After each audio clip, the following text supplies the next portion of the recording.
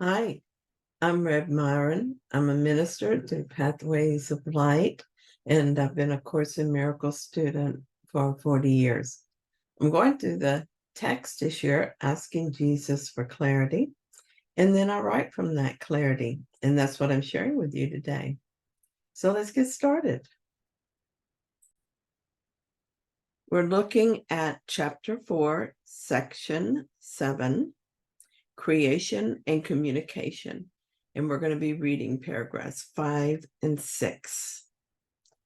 Paragraph 5 says, God, who encompasses all being, created beings who have everything individually, but who want to share it to increase their joy. Nothing real can be increased except by sharing. That is why God created you. Divine abstraction takes joy in sharing.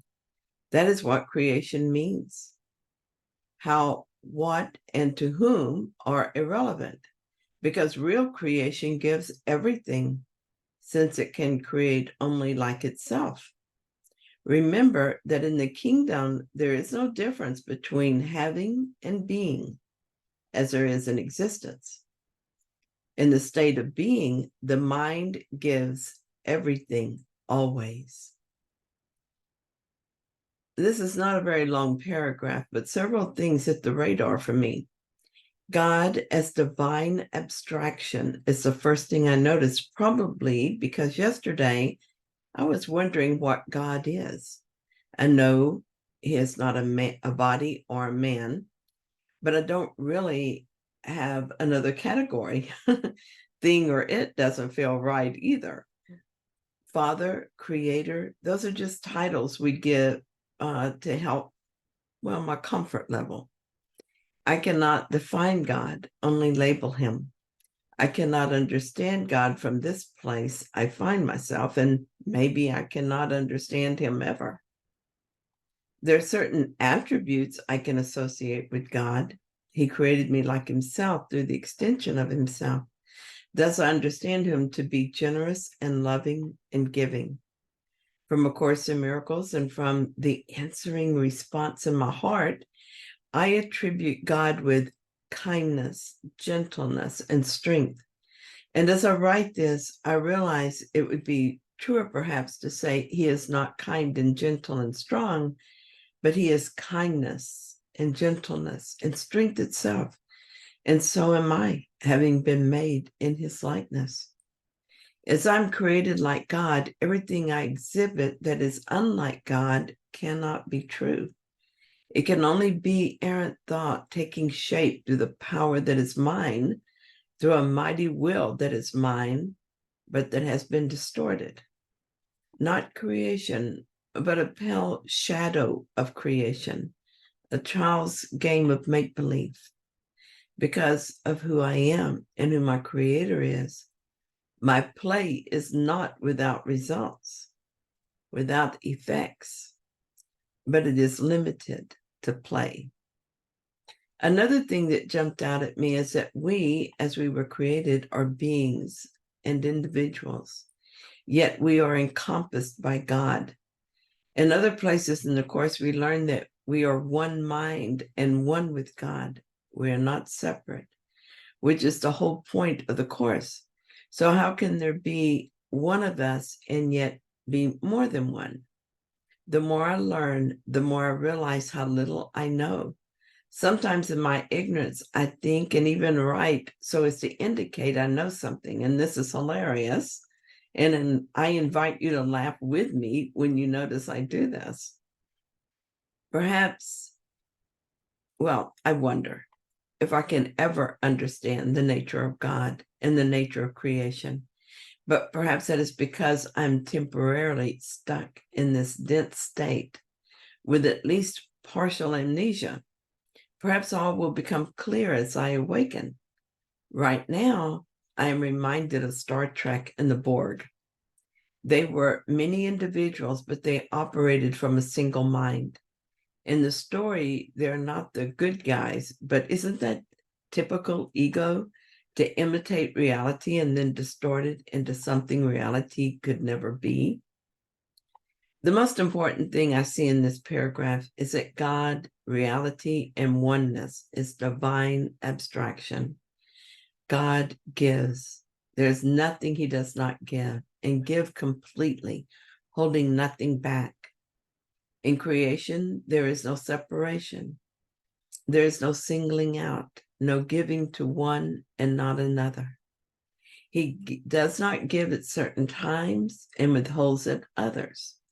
God simply gives, and this giving creates more of itself. Later, the Course will tell us that to have, give all to all. Be as God, create as God. And I'll be honest, I cannot imagine this. I can understand it in my head, but I cannot see myself being divinely abstract, nor do I see myself giving all to all. I label everything. I categorize it according to importance to me. Even what remains in which category is elusive. It can change from day to day or from moment to moment. I give only reluctantly. I give money compared to what I used to do. I'm very generous. Compared to some others, I'm miserly. And when I give, I choose carefully where the gift goes. I categorize and judge and decide who is worthy of my gift and who is not. You know, money's just a symbol, but this applies to people too. I give my love only after considering if the recipient is worthy. I have over the years, as I studied the Course and allowed my mind to be healed, greatly enlarged the circle of worthy people, but I still give only to some and withhold from others. I'm sorry to see it in myself, but I know it's true right now. I'm willing that it not be true. You know, maybe I do have a clue what it means to be divinely abstract. I am moving, albeit slowly, in that direction as I become more and more willing to have all obstacles to love removed from my mind. This is, after all, the miracle, the point of all my study and practice of the Course. I forgive, and thus the ego is undone in my mind, and I'm left with only the truth of my being. Since I am an extension of my Creator, who is divine abstraction, I must be that too. So how can it be a mystery to me? How can my nature be unknown to me? I must know. God, please reveal myself to me. And paragraph 6 says the Bible repeatedly states that you should praise God.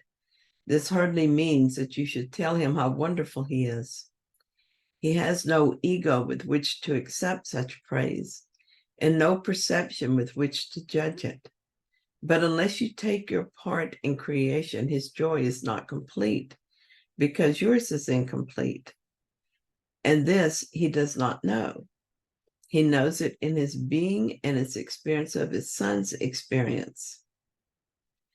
The constant going out of love is blocked when his channels are blocked, and he is lonely when the minds he created do not communicate fully with him.